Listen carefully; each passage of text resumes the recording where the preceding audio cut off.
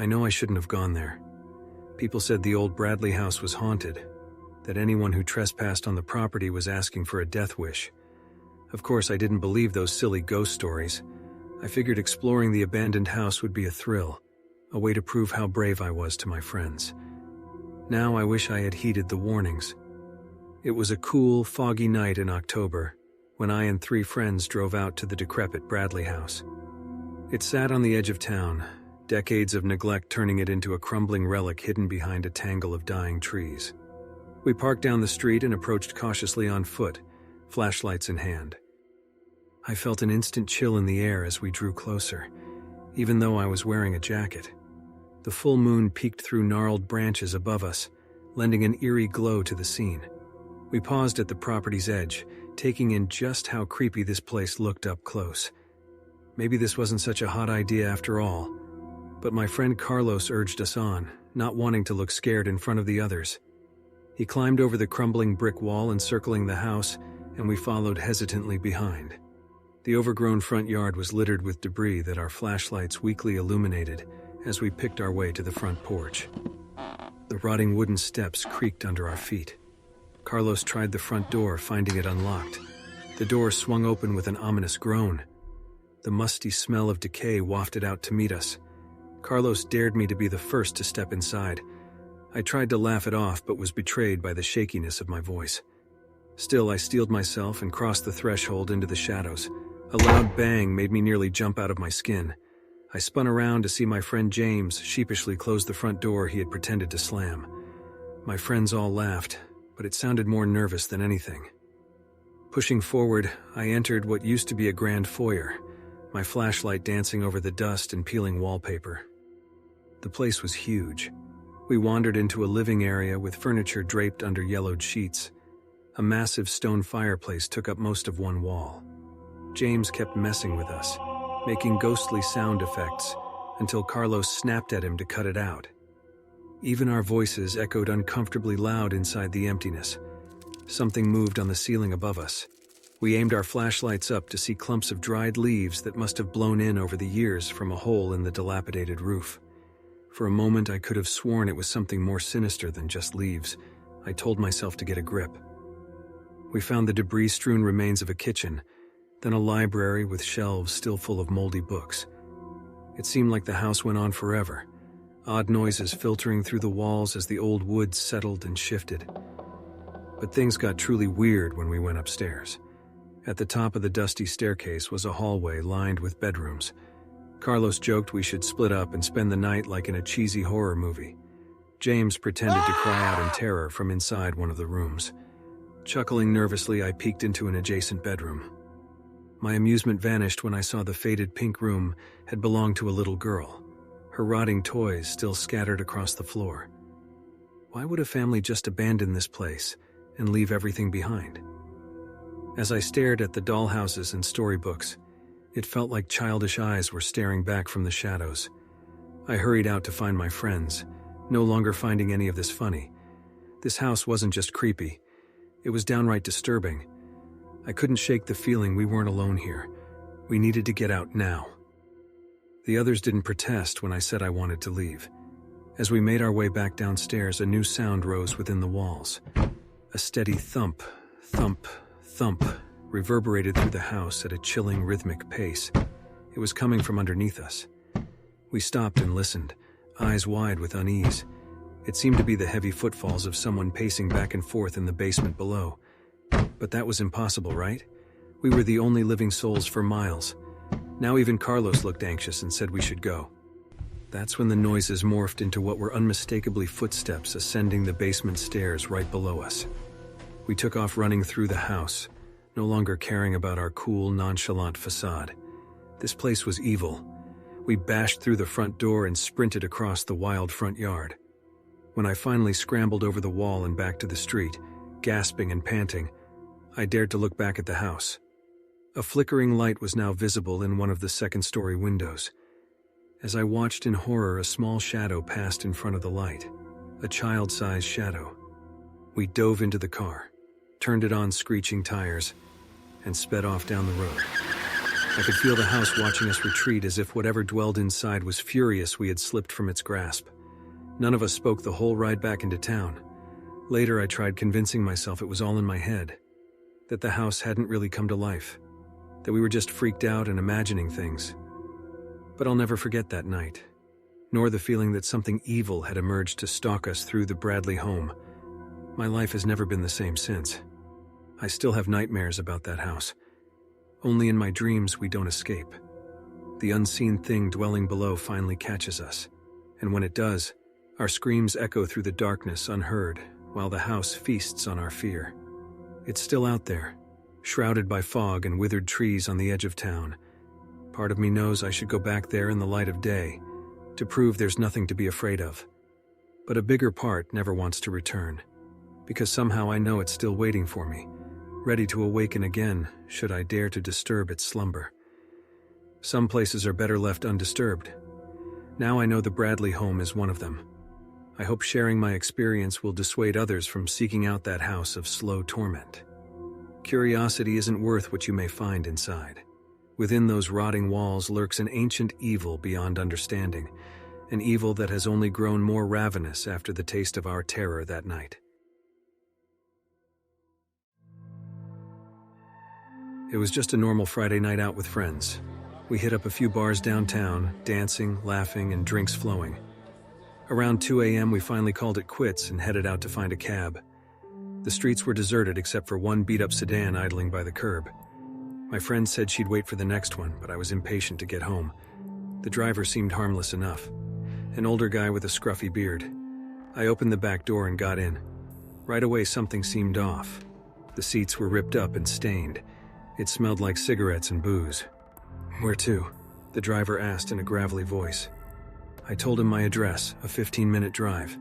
He grunted and pulled away from the curb. That's when I noticed the doors didn't have handles. No way to open them from the inside. My stomach dropped. The driver didn't speak, just kept driving. The route he took didn't seem right. We were going further from downtown, away from my neighborhood. "Hey man, I think you're going the wrong way," I said, trying to sound casual. He didn't respond. I raised my voice. "This isn't the way to my place. I need you to turn around." Silence. My heart started racing. This was bad. I was trapped alone in this cab with a driver taking me God knows where.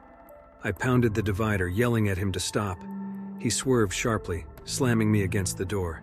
"Shut up and sit down unless you want to walk the rest of the way," he growled. Ice filled my veins. This was really bad. We drove for what felt like hours down empty back roads. Finally, he turned onto a dirt road leading to a rundown shack in the middle of nowhere. Terror gripped me.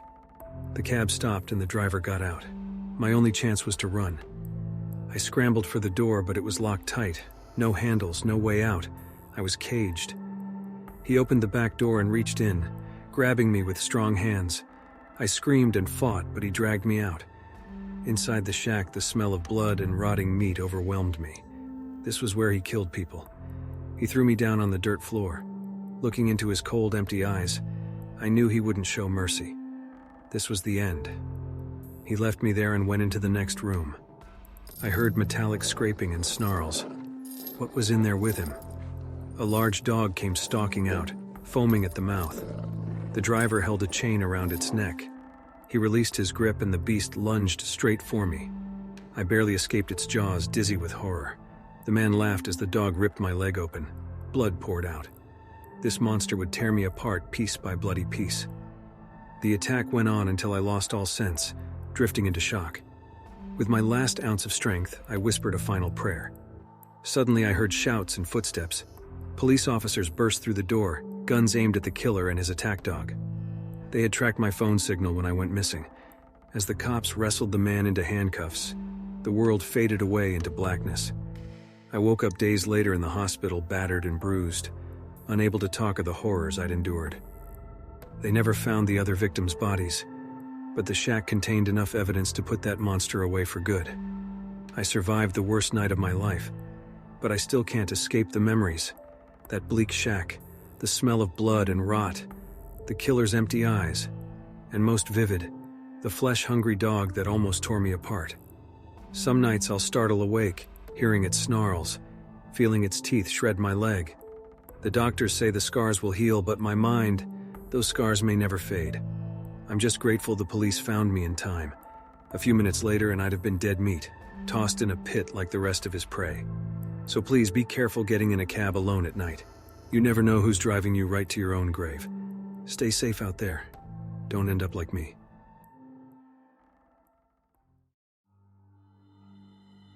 It was late October, and the leaves had already fallen from the trees, leaving the branches bare against the gray autumn sky. I was driving home after being out of town for a few days. It was getting dark earlier now.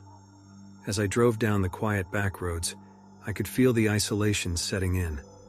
Up ahead, I noticed someone walking alone on the side of the road. As I got closer, I saw it was a young woman carrying some bags. She didn't look like she was dressed warmly enough for the crisp night air. Something about her made me slow down as I approached. I rolled down the passenger side window and asked if she needed a ride. She seemed hesitant at first, but I assured her I was just headed to the next town over. She smiled and thanked me, making her way over to the car. "I'm Amber," she said as she got in. She told me she had been traveling when her car broke down a ways back. With no cell service out here, she had no choice but to start walking and hope to find help. "Well, I'm happy I came along," I replied. "These back roads can be dangerous at night." As we made small talk, I learned Amber was a college student on her way home for fall break. She was looking forward to surprising her family, who weren't expecting her for a few more days. After driving for 20 minutes or so, Amber asked if I could drop her off at a gas station on the edge of town. She said her parents didn't live far from there, and she could walk the rest of the way. I was a little concerned about her walking alone at night, but she assured me it was just through her neighborhood, and she'd be fine. I agreed and took the next exit towards the gas station.